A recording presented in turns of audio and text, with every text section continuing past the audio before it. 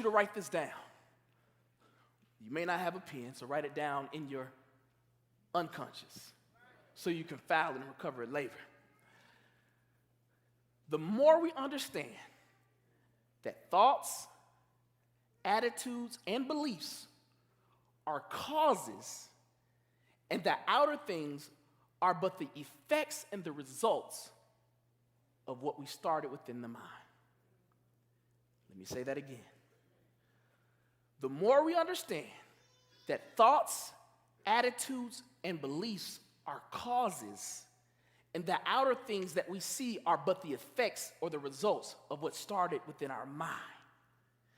Whenever we start to recognize that, then we will come to know that change for better in our thoughts about a problem is a change in the problem. Don't write it down, just go back and reread it, or rewatch it.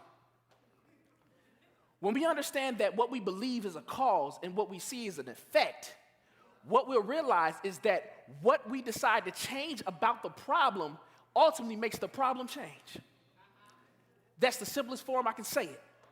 And so what I'm telling you is that the Bible tells us, I didn't forget about the word, is that we must be transformed by the renewing of our mind. And the problem with this is we live in a mental world, but we operate as though we live in a material world. But the world is mental.